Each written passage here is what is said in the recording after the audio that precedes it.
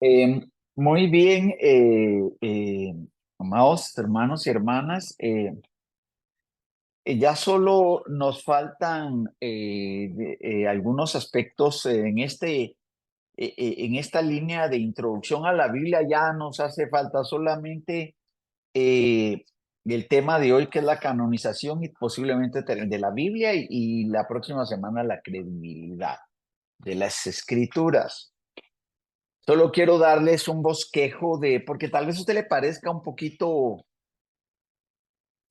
básico, ¿verdad, hermano y hermana? Tal vez un poquito básico estar estudiando, pero ¿esto de qué me va a servir? Va a ser fundamental, hermano, va a ser fundamental que nosotros entendamos eh, dónde, eh, dónde estamos, dónde debemos de estar respecto de la palabra del Señor en una relación, voy a decirlo así, en una relación personal con ella. Solo quiero decirle que después de esto, lo que tenemos antes de empezar los discipulados, que el anhelo es hacerlo en el segundo semestre, ya con temas también de diseño discipular, el, el, lo que entraremos ya, voy a tratar de comprimirlo, será cómo conocer la Biblia, y después pasaremos a la etapa de Dios, su carácter y atributos, la persona de Jesucristo, la obra de Cristo, la salvación, la persona y el ministerio del Espíritu Santo, la oración y el creyente, la iglesia, la comunión y la adoración, y el tema de la iglesia, los dones espirituales, el evangelismo y el creyente, la obediencia y la voluntad y la dirección de Dios. Estamos solo en el primero, pero los otros creo que vamos a poder darle un poquito más de dinamismo. Entonces, en esta noche es el tema de, tal vez no les suene mucho, ¿verdad, hermano? Pero es el tema de esta noche es la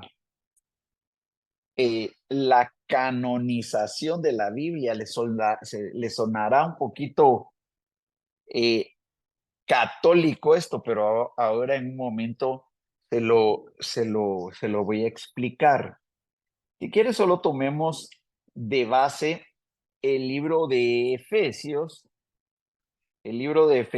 capítulo número 1, Efesios capítulo número 1, y vamos a leer eh, el versículo número 11. Dice así la palabra en Efesios 1:11. Eh, en él, asimismo, tuvimos herencia, habiendo sido predestinados conforme a su propósito, fuimos predestinados conforme al propósito del que hace todas las cosas según el designio de su voluntad. Esta es la parte que me interesa. O sea, en este texto, tuvimos herencia habiendo sido predestinados conforme al propósito del que hace todas las cosas según el designio de tu voluntad. ¿Por qué entramos con este texto? Porque tal vez una de las preguntas que nosotros vamos a encontrarnos a la hora de estar discipulando personas que provengan de la religión oficial, digámoslo, de la religión católica. Yo le explicaba la vez pasada que ellos tal vez van a decir, mire, ¿y por qué mi Biblia, que tiene más libros, no es válida, según usted? Entonces no podemos decir nosotros, no, porque es que esta es la de veras, ¿verdad?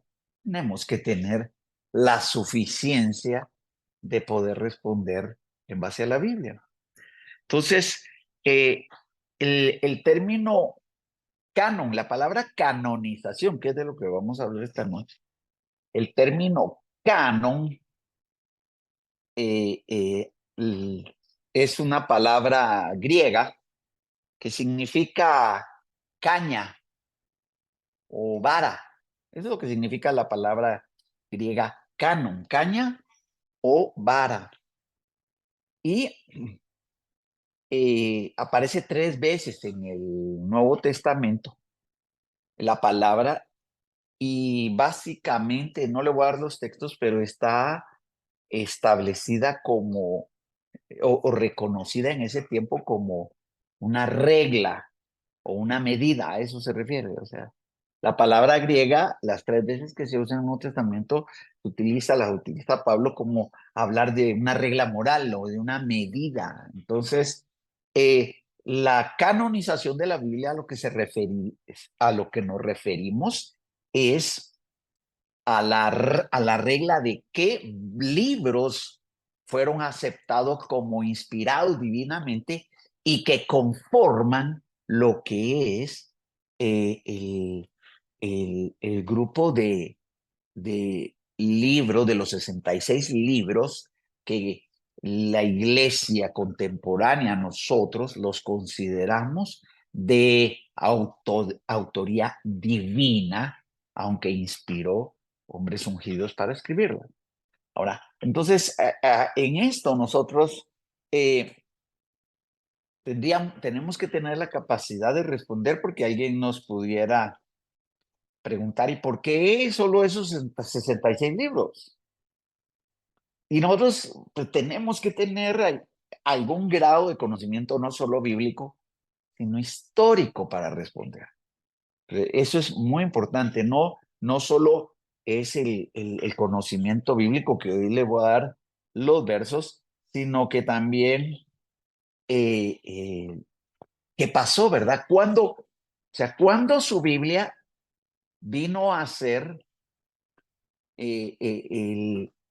la palabra con 66 libros que reconocemos que fueron de autoría divina e inspirados? O sea, ¿cómo nosotros vamos a decir, bueno, a alguien, usted tiene que creer y confiar? Bueno, en el verso que hemos leído dice de que Dios, dice de que Él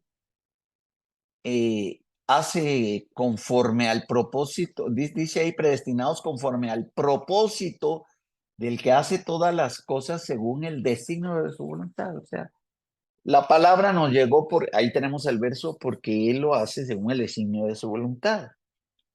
Pero de alguna manera,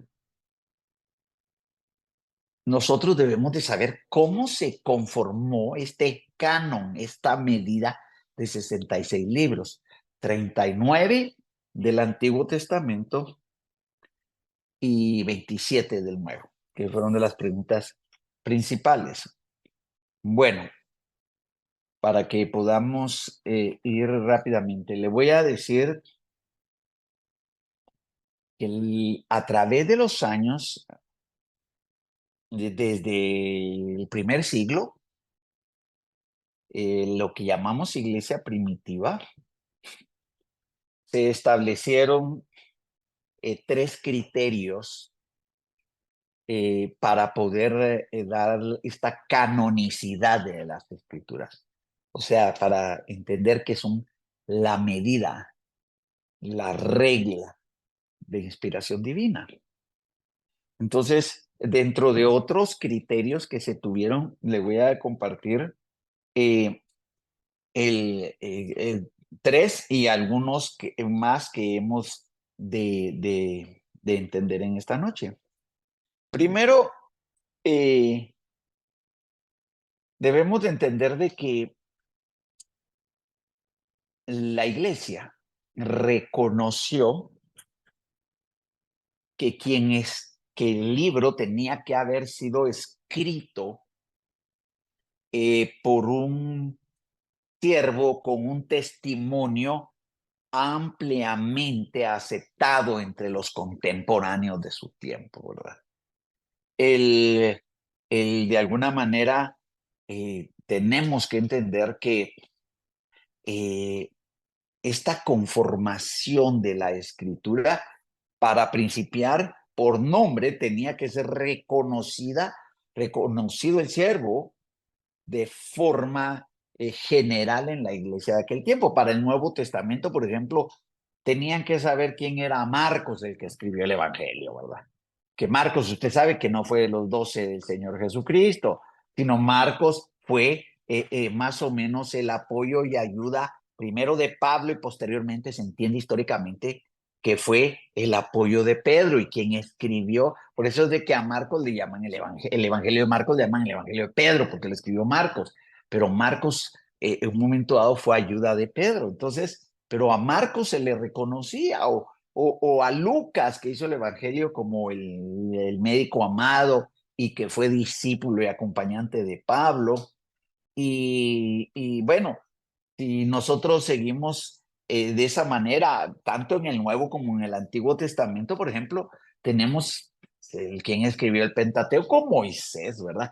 Que Moisés, todo en el Antiguo Testamento las personas conocían quién era Moisés, el líder, el que guió, el que salió. Entonces, uno de los principios que se estableció históricamente es que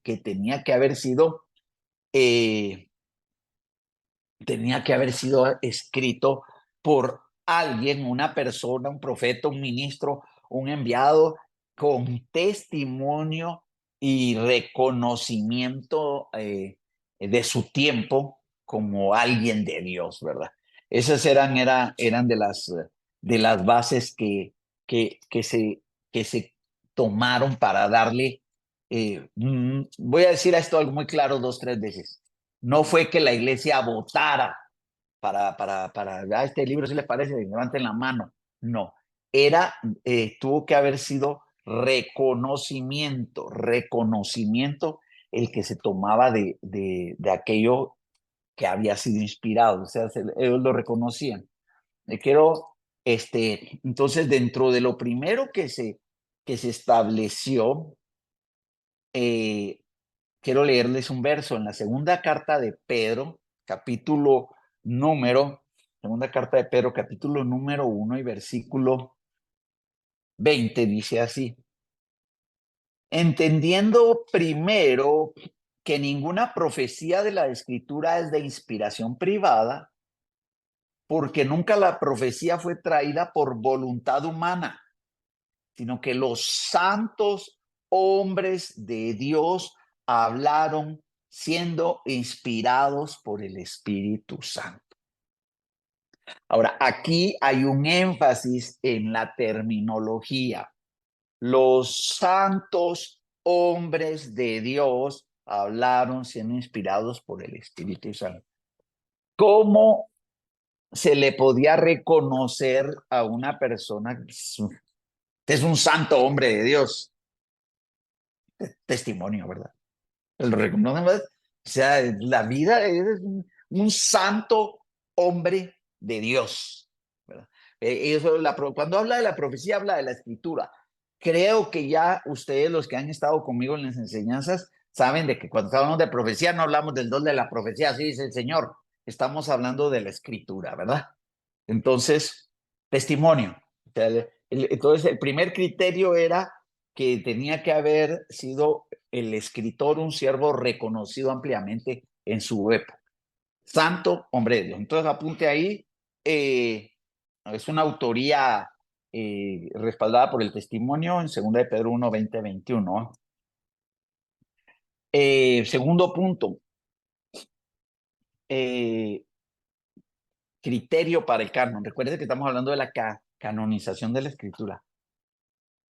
No podía el libro que se estaba aceptando como inspirado divinamente o se estaba dando testimonio, no podía o no puede contradecir textos anteriores al momento en el cual el libro fue aceptado o fue reconocido. O sea, la canonicidad para que un libro de los 66 o de los 27 pudiera ser aceptada, aquellos hombres que realmente no fue uno ni fueron 5, sino fueron gente de Dios que se reunió y que en los, digamos, en el Nuevo Testamento, en los primeros concilios, por no decir de que fue en el concilio de Nicea, ¿verdad? En el cual se estableció ya firmemente el canon. Ellos revisaron que un libro, digamos, pensemos en una de las cartas, digamos, en la de Santiago o alguna de las cartas de Corintios o a los antiguos testamentarios, tuvieron el cuidado de revisar que no hubiera un solo texto que contradijera nada de lo que había sido escrito anteriormente. Quiero que se dé cuenta la dedicación y el trabajo que tienen que haber tenido estas personas respecto de que tenían que conocer los textos antiguos testamentarios a detalle para reconocer de que un libro que estaban ellos revisando para que pudiera ser parte del canon, no contradecía ningún aspecto de todo lo que se había escrito anteriormente. Ya enseñamos de que la Biblia, posiblemente Moisés empezó a escribir, de que se le reconoce como el escritor del Pentateuco, empezó a escribirse como en el año 1405, los primeros, el Pentateuco, y a través de estos casi entre más de 1400 años, se llega hasta el año 95, cuando se termina de escribir el Apocalipsis, y cada libro tuvo que haber sido revisado tan a detalle en los autógrafos, vamos a decirlo así. ¿Qué es autógrafo? Usted ya sabe que autógrafos son los escritos originales, de los cuales llamáis. En los autógrafos, revisar que no hubiese ninguna detalle en el libro que fuera a contradecir nada de lo que habían escrito los demás, porque esto demostraba que el que escribió el libro lo escribió por revelación e inspiración del Espíritu Santo, que fue el que escribió, por decirle algo, el libro, digamos, la carta de Pablo a Filipos por el año, alrededor del año 60, el mismo espíritu que le dio el entendimiento a Moisés para escribir Génesis en el 1400. O sea, esto se dedicó y se llegó a un exhaustivo, a una exhaustiva revisión. Mire, hermano, esto de la canonización, para poder darles la clase, yo tuve que leer y estudiar. Esto es larguísimo, es tan fácil que no es así, la Biblia es del Señor, pero nosotros tenemos que tener la seguridad nosotros. A mí lo que me interesa es que usted crea para que no venga nadie aquí y le diga, mi hermano, esa versión no está así, o la Biblia no está bien, o llegue alguien que sea su discípulo o su discípula y con preguntas lo confunda a usted. Amén. Bueno, entonces el segundo punto es que no podía contradecir textos anteriores. Quiero ahora leerle otro para que tengamos la confianza de que bueno, la Biblia da testimonio de ella misma, ¿verdad? Da testimonio de ella misma. Pero, por ejemplo, si nosotros leemos si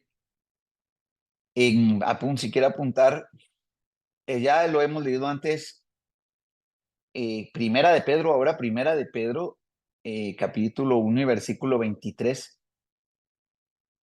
Siendo renacido no de simiente corruptible, sino de incorruptible por la palabra de Dios que vive y permanece para siempre. Que vive y permanece para siempre. Le estoy diciendo es de que ellos creían que la palabra de Dios era viva y era permanente. Y dice el verso 24, porque toda carne es como hierba y toda la gloria como la flor de la hierba se seca y la flor se marchita. Verso 25, mas la palabra del Señor permanece para siempre. Y esta es la palabra que por el Evangelio os ha sido anunciada. O sea, ellos sabían revisado y esta palabra era palabra permanente, palabra confiable, palabra veraz. Tercer punto, ¿cómo estamos? Y el tercer punto de cómo hicieron el canon, es lo que estoy explicando. El primer punto, el testimonio del que había escrito. El segundo punto, que no podían haber contradicciones con textos anteriores. Y el tercer punto, que la iglesia en general, cuando hablamos de la iglesia en general, no estamos hablando de una misión, de un ministerio, de un ministro, no, estamos hablando de que la iglesia en general, hablemos del primer siglo, cuando, cuando el Señor Jesucristo estaba en su ministerio terrenal, ya estaba compilado el antiguo pacto. O sea, ya se había, ya se utilizaba la traducción griega de los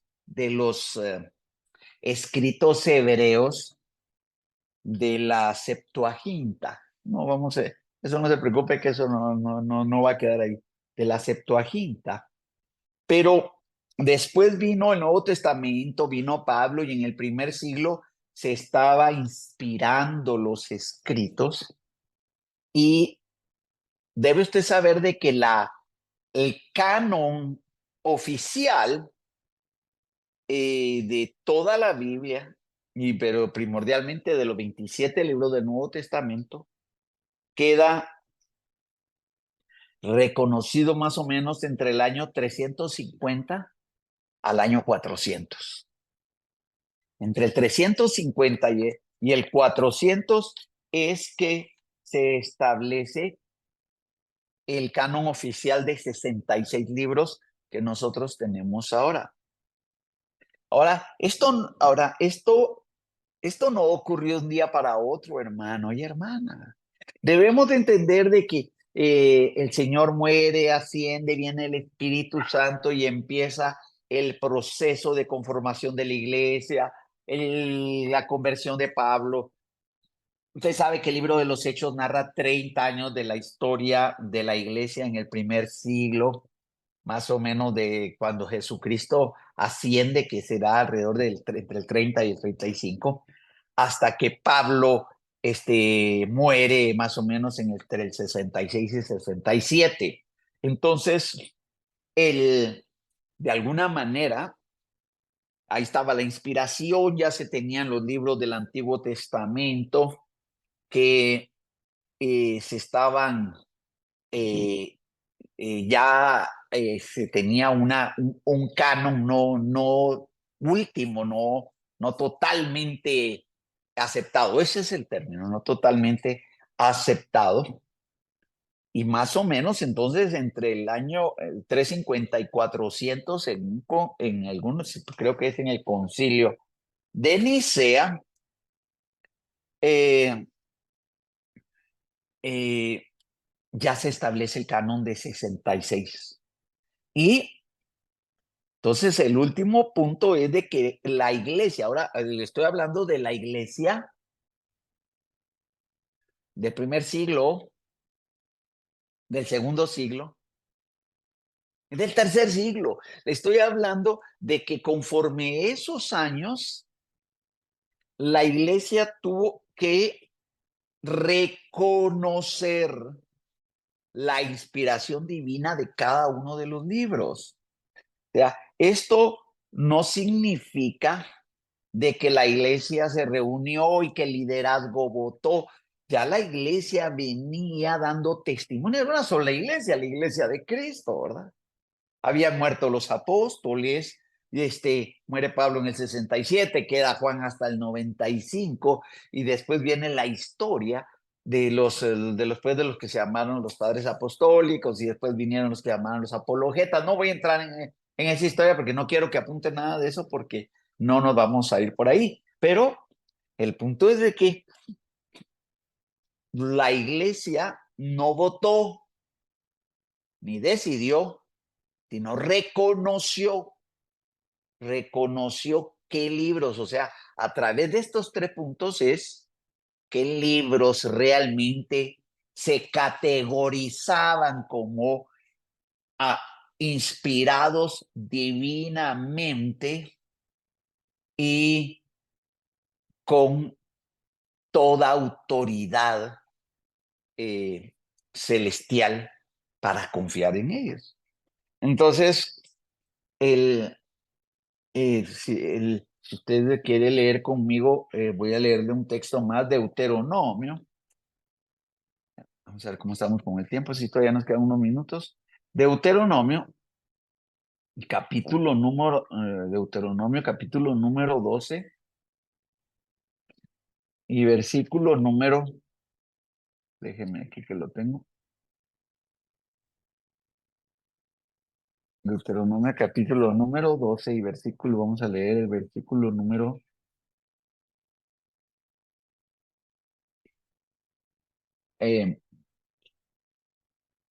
32. Bueno, le voy a leer el contexto porque si no, no va a entender. Es un contexto que está hablando de la idolatría. Le voy a leer. El contexto viene desde el 29. Cuando Jehová tu Dios haya destruido delante de ti a las naciones, donde tú vas para poseerlas y las heredes y habites en ella. Recuérdese que Deuteronomio es el libro que se escribe el último mes del año 40 antes de que entren a la tierra de la promesa. Y las heredes y habites en su tierra. Verso 30, guárdate de no tropieces yendo en pos de ellas,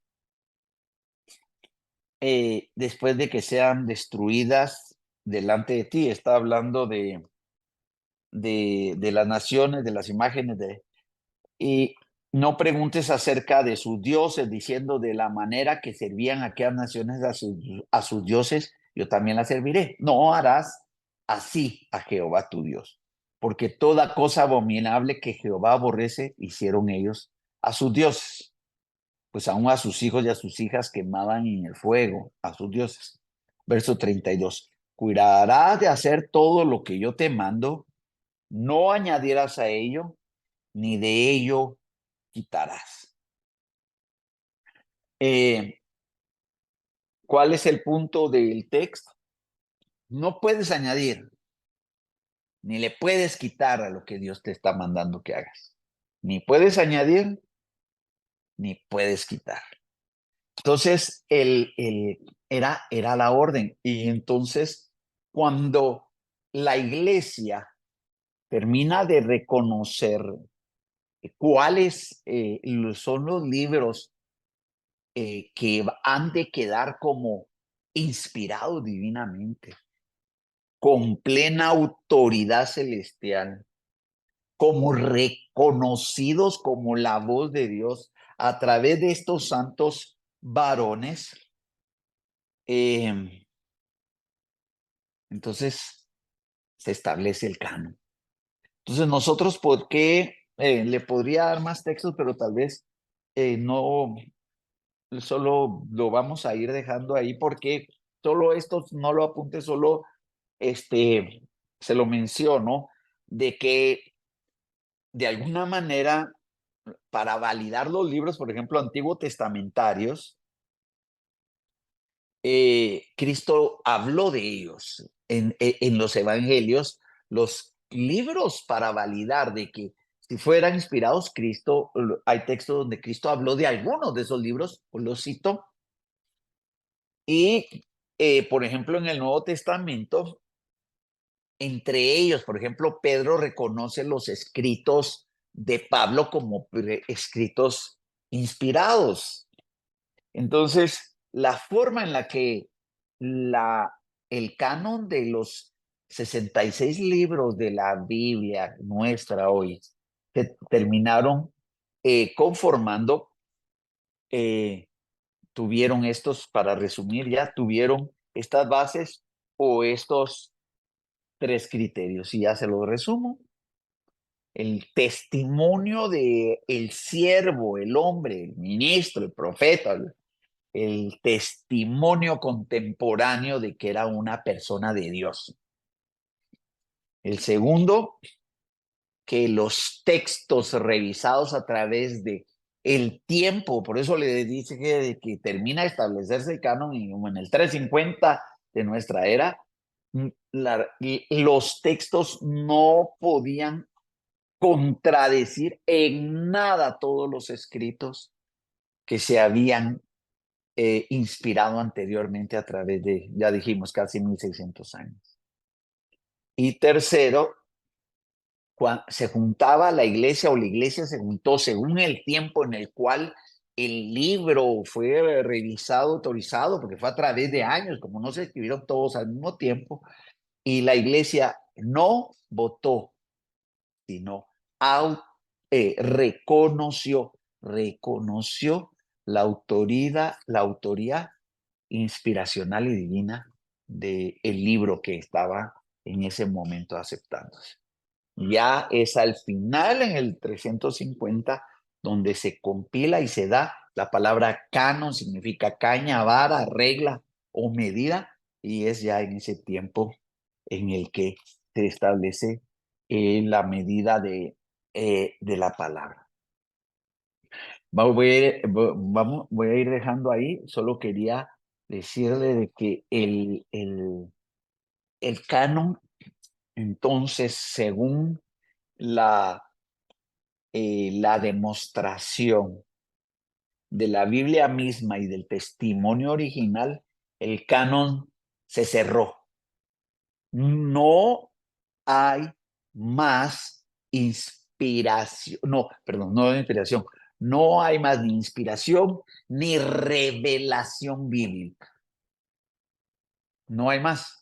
Y esto es muy importante. Pero hermano, ahora los escritos, vamos a usar el término iluminación. Lo que la gente dice, es que tuve una revelación, hermano. Le estaríamos añadiendo a la Biblia. Se le estaría añadiendo a la Biblia. Entonces, podría caber cualquier cantidad de revelaciones. Y hasta los musulmanes, que Mahoma dijo de que un ángel bajó y le habló, o los mormones podrían decir de que el ángel moroni les habló. Entonces, estaríamos en una confusión total. El canon ya se cerró. La revelación, yo sé que vamos a necesitar otra instrucción donde pueda hablar yo del término revelación, pero la revelación e inspiración divina de la escritura ya está cerrada y aceptada históricamente por la iglesia de los últimos 2000 años. Amén. Muy bien, vamos ya por la hora vamos a terminar ahí. En el nombre del Señor Jesucristo. Hoy no hay evaluación, está un poco afectado, pero sí les va mañana, un día es martes, mañana o pasado, les va a quedar, se les va a enviar el enlace de un video que ustedes van a hacer el favor de ver, no mío, es un video muy interesantísimo, hermano. Un par de videos. El otro día me enseñaron, yo se los quería pasar hoy, pero no tenía cómo, no me recuerdo en cuál máquina me enseñaron a compartir eh, eh, me enseñaron a compartir pantalla y, y no me recordé para hoy. Es que como no he estado muy bien, una hermana ahí está aportando y me bendice mucho. Para finalizar, miren, ya vieron ustedes, siervos y siervas, me está aportando un texto que está en Gálatas, y cerremos con ese. En Gálatas, capítulo número 1 y versículo 8. Voy a leerlo en la Nueva Traducción Viviente. Gálatas 1:8 dice, para esto último que dije, si alguien, 1:8, ya sea nosotros, incluso un ángel del cielo, les predica una buena noticia diferente a la que nosotros les hemos predicado, que le caiga la maldición de Dios. Repito, lo que hemos dicho, si alguien predica otra buena noticia distinta a la que ustedes han recibido, que esa persona sea maldita. Como suena muy fuerte, se lo voy a leer como dice en la Reina Valera 60, que es la que nosotros todos tenemos. Es que lo que leí fue Gálatas capítulo número 1 y versículo número 8. Se lo voy a leer en, el, en mi versión, que es la versión suya. Mas si aún nosotros, un ángel de cielo, os anunciara otro evangelio diferente al que os hemos anunciado, sea anatema. Como antes hemos dicho, también ahora lo repito, si alguien os predica diferente evangelio del que habéis recibido, sea anatema. Entonces, el canon está establecido, gracias, hermana. La Biblia que tenemos es confiable y en el nombre del Señor Jesucristo, hoy no va a examen, solo va a haber que esta semana pueda haber un video y pueda hacer un pequeño resumen que vamos a enviar.